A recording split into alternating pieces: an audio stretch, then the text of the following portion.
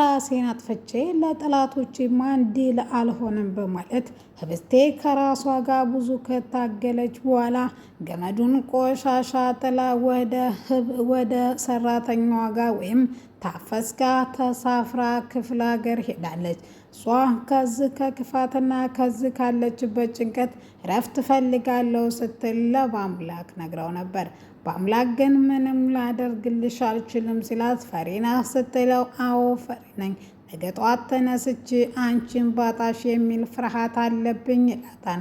እሷ ግን የራስ ጉዳይ ከፈራ አንድ ነገር ልትነግረኝ እንደምትፈልግ አውቃለሁ፣ ነገር ግን እሱንም ማድረግ አልቻልክም። እኔ እንዲኖር ምንም እዚህ ዓለም ላይ የምኖርበት አንድ ምክንያት እንኳ አንተ ሁነኝ ስልህ ነገር ግን አልቻልክም ብላ ወደ ክፍለ ሀገር ጥላው ሄዳለች። በአምላክ የት ናት በማለት በሄደችበት ባልሄደችበት ትሄዳለች አትሄድበትም የሚሉትን ከተማው እንዲፍላ አዲስ አበባን ቢያስስም ነገር ግን ሊያገኛት አልቻለም።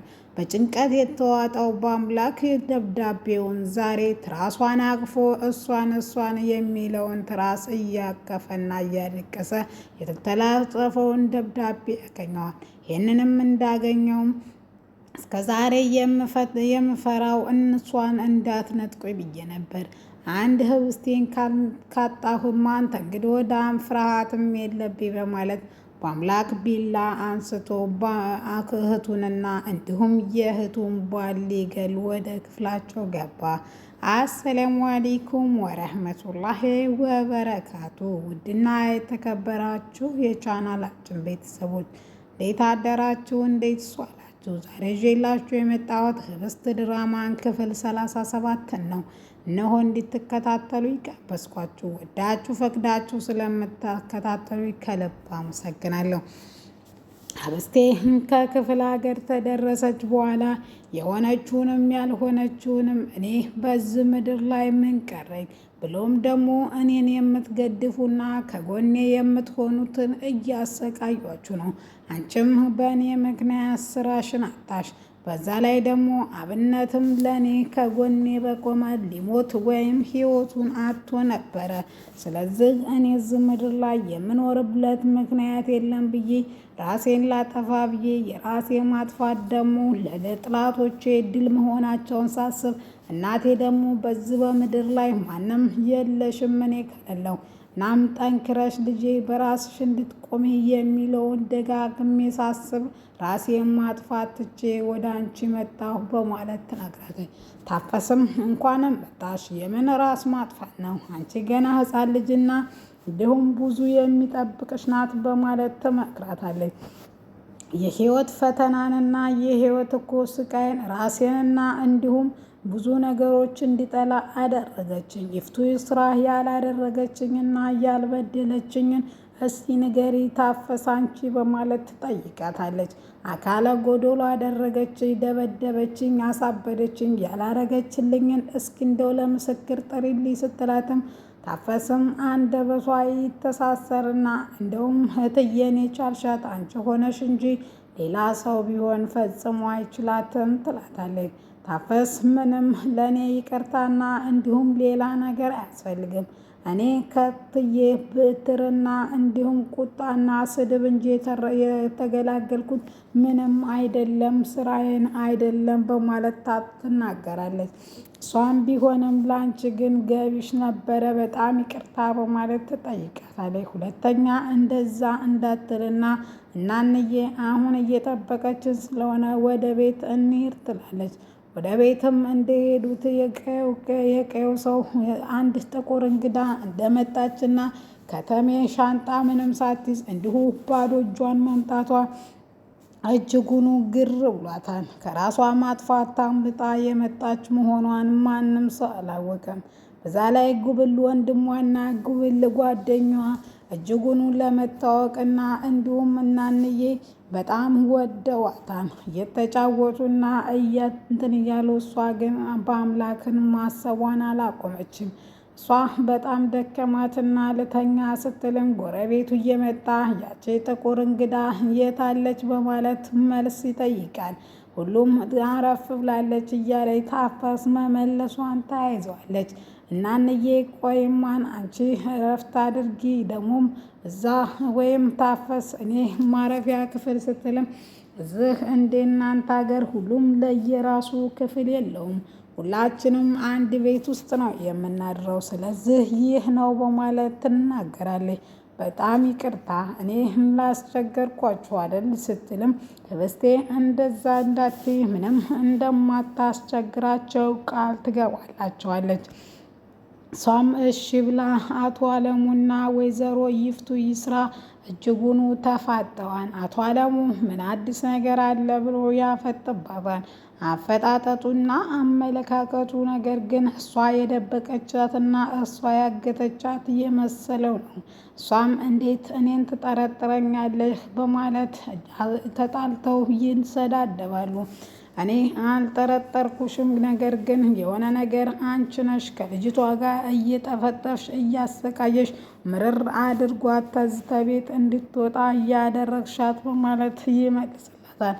ይፍቱ ይስራና አቶ አለሙ እጅጉኑ ተጣሉ። ከዛም እሷም ገደል መግባት ትችላለች። እሷ ቤት ከመጣይ ከጀምሮ ይኸው ቤት የሰላም የለውም በማለት ጥላው ትሄዳለች። ለማምላክ በደጋጋሚ ቢደውልም በአምላክ ግን ስልኩን ሊያነሳ ፈቃደኛ አይደለም። ምክንያቱም 10 እየደወለ እኔ አልዋጥኳት ነገር አልተፋት ለምን ይጠይቀኛል? አዲስ ነገር ካለ እኔ ራሴ እቤቱ ድረስ ይዤለት እመጣ የለም ወይ በማለት መልስ ይሰጠዋል። ከዛም ጓደኛው ጋር ወይም አብነት ጋር ቁጭ ብለው ምን ማድረግ እንዳለባቸው እየተመካከሩ እያለ ሄርሜላ መታ በር ታንኳኳለች። በጣም በጉጉትና በስስት ህብስቴ ትሆናለች በማለት አሁን እባክህ በሩን ክፈት ሲልም በአምላክ ግን እኔ ተናዳቤ ሊሆን ይችላል፣ ስለዚህ አንተ ክፈትላት ከበር እንዳትበሳጭ በማለት መልስ ይሰጣል። በአምላክ በር አልከፍትም ብሎ ጓደኛው ሲከፍት ነገር ግን ሄርሜላ ነበረች። ሄርሜላ ስትመጣ ምንድን ነው ምሰሪው? አንቺን የምንሰማበትና እንዲሁም የማስመሰል ቃላቶችሽን የምንሰማ ነው እንደሚመስልሽ፣ ስለዚህ እባክሽ ሂጂልን በማለት በአምላክ በጣም ይቆጣታል። እኔ ሰው አይደለሁም ወይ አብነት? እስኪ ተመልከተኝ፣ አልቀየርም ወይ? ደግሞም በዛ ሰዓት ለእናቴ የከፈልኩት መስዋዕት እንጂ እናንተ እንደምታስቡት ክፉ ሴት ሆኜ አይደለም ትላለች። ነገር ግን ምንም ብታወራ ማንም ሰው ሊያምናት ፈቃደኛ አልነበረም። እሱም በአምላክ እንደወጣ በቃ አንቺም ሂጂ ይላታል። አቶ አለሙ ካፌ ላይ ቀጥሮ እኔ በምፈልግብሽ ሰዓት እደውልልሻለሁ። እንዴት በዛ ሰዓት ትደውያለሽ? ትዳሬ አደጋ ላይ ነው ባንቺ ምክንያት። እኔ ምን አገባኝ? የትስ ምንስ ብትሆኝ አንቺ ፍላጎትሽና ስሜትሽን መግታት ያንቺ ስራ እንጂ የኔ ስራ አይደለም በማለት አቶ አለሙ በቁጣና በንትን ይናገራታል። ስራ ምሰሪው ካለ እነግርሽና ከዛም ለአመት የሚሆንሽ ብር አስገባልሻለሁ። ከዛም በኋላም ሁለተኛ እንዝህ ስልኬ ላይ እንዳትደዊ እኔ ብቻ ነኝ የምደውልልሽ በማለት መልስ ይሰጣል። ሄርሜላም ለጊዜው መሄጃ ስላጣች ምንም አማራጭ ስለሌላት እሺ ብላ ትቀበላለች። ወደ ቤትም በአምላክ ሲመጣም ይፍቱ ይስራ ምን አዲስ ነገር አለ በማለት ይጠይቃታል።